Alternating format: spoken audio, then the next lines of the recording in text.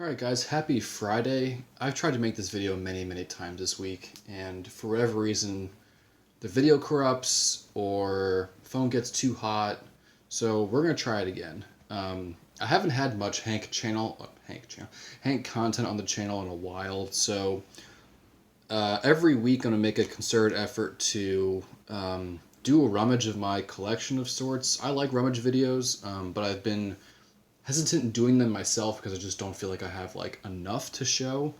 But we'll kind of show like some different stuff. I do have two pickups that are in and two huge ones on the way for the Hank PC. So I'll show you the two I picked up today, and then I'll do a separate video whenever I receive the other one. So first, this card's gotten a lot of attention on the channel. This is the 34 Gaudi.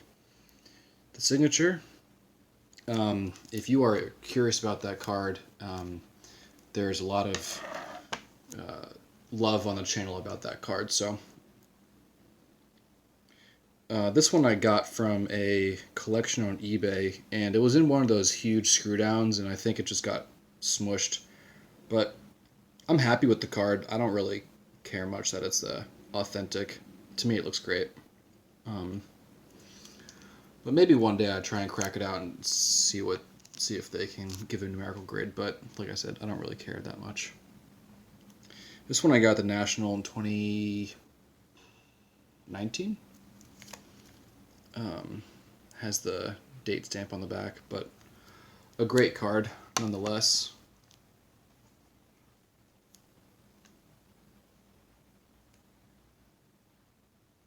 With this card, you need to be aware of centering and registration. Sometimes the registration in his face gets a little off and it gets a little cloudy.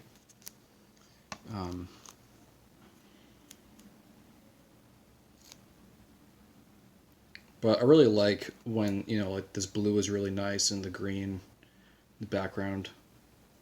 Just overall great looking card.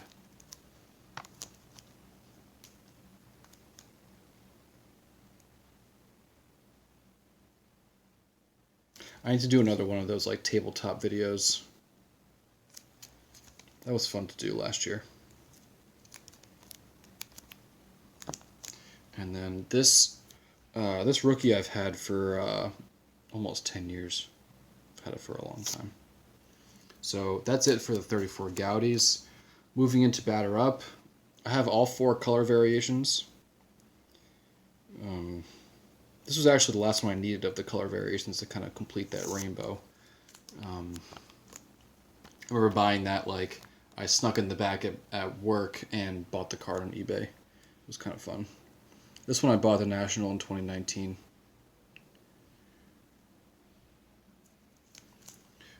I do only have one of the black variations. I'd like to get another one, but it's not a priority of mine. The backs are blank, that's why I'm not showing them. I remember buying this card raw on eBay for like 50 bucks. I think this was like the first blue version that I got, and I just needed the card, so this one I do remember paying $15 for at the Shriners Auditorium show. All-Star with a 348 average, which I think he had in 1937, so it helps date the card a little bit, which I think is really cool. Continuing on with the blues. What you need to look out for in these, centering. There's like this like really narrow like white edge that kind of goes around, and then if these are popped out, you'll get like some creases on the back and stuff where it's folded. And then if you have a stencil like this one where the top of the bat is very close to the edge, that's sometimes even ripped or creased. So it's not easy to find these in high grade. If they are in high grade, then they probably weren't ever used. I was bidding on one in the most recent Hunt live auction, but I lost. It was a SGC 5 of the pink, which is actually the version I like the least. But at any rate, yeah, so got this one at the National just in 2021. Sorry. Just trying to stay organized in front of me here. I would say the two color variations of this card I like the most are the blue and the brown. This one I tried to cross to SGC, but they did not cross it to a 5, and so I just kept it in here. I think it's just a nice card. Obviously, I prefer my collection with SGC, but if it's just a quality card, then I don't care as much. This, if you are familiar with my channel, you would be familiar with this card. This is the only signed one that I have, and the card's pretty beat up, but I really enjoyed the signature on it. There's the back.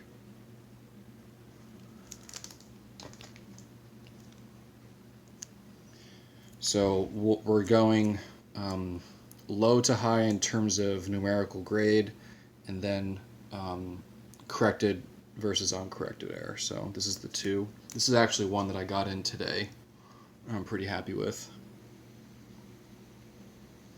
With this card, very hard to find them centered, and color is also a very important. This is PSA mislabel, by the way. This is, as you can see, the corrected error.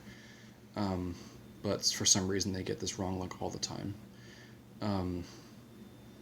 So important things with this: centering, color, and surface. The surface, if it's dirty, can look very muddy. So a solid 3 for that. I'll definitely look to cross that to SGC. This was formerly a PSA 3 or a 3.5. I don't remember. One of the two.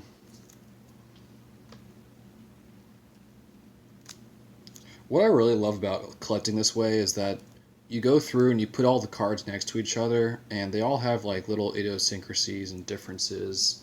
It's just a really fun way to collect, I think. This one I got yesterday from Michael. This was a dupe that he had, and he was concerned because the card is off-centered, but as you can see with the rest of these, centering as much for this card doesn't bother me. I'm more of a color and a surface guy. I really enjoy also if the borders are very white. This is a great one. The color on this is, in the video I'm sure it does not do it justice, but the color in person is unreal.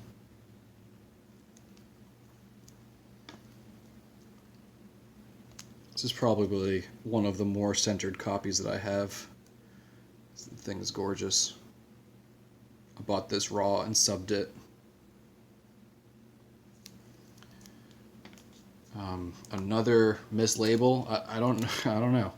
See, and then so it might be on the people who are subbing these and they just get confused or something. I don't know. But I got that off of Tobacco Row at some point. 2020, I guess. I don't think I got in 2021. This one I got the 2016 National. I bought it raw. I love the really wide borders on this card. I think it's really cool. I was thrilled when I got a 5.5. And now we can get into the errors. I bought this one really cheap on eBay for like $150, I think. Does have a couple of wrinkles in there, but otherwise the card's not that bad. As long as there's like a redeeming quality about a card, like in the collect, like it's something that looks nice, then I'll buy it for the collection. If it's just a beater, it's stuff I try to avoid for my PC. I like nice looking cards, I suppose. This one was either this one might have been a 4. I don't remember actually. I bought that one and the other 3.5 together. They were both in PSA holders, and I cross them over, and I think this one got a bump. It was a 4 and it got a 4.5, so it leads me to believe that the other one was a 3 or a 3. I can't remember for the life of me. This is a great one too. Great color on this. What do you guys think?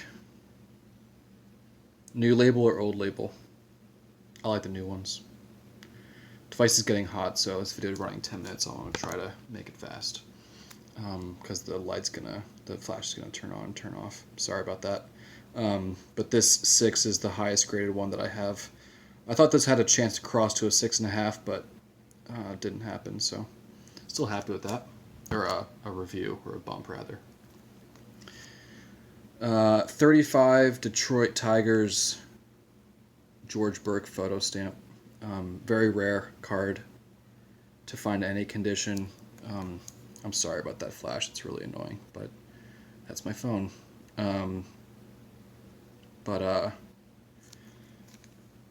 Impossible to find. Sometimes you find them in complete sheets, and just lucky that you at least have one. Now we're going to round out with a few 35 Gaudis. The things I look for in this are centering, color, and I try to buy copies that are minimally chipped around the edges. So with these, that's kind of what I try to focus on. Again, just solid copies. And if the flash would stay on, you could see how nice the color is, but you know, I'm not doing studio film shooting here, so what you see is what you get.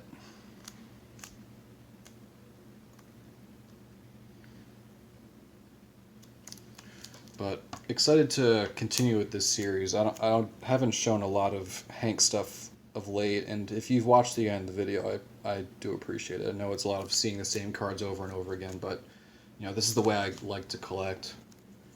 Lastly is this 5.5. SGC didn't like it to cross to even like a 5, but I'm keeping it in the PSA holder. I think it's a great looking card. So, alright guys, I appreciate it. 12.5 minutes, and we out. Bye.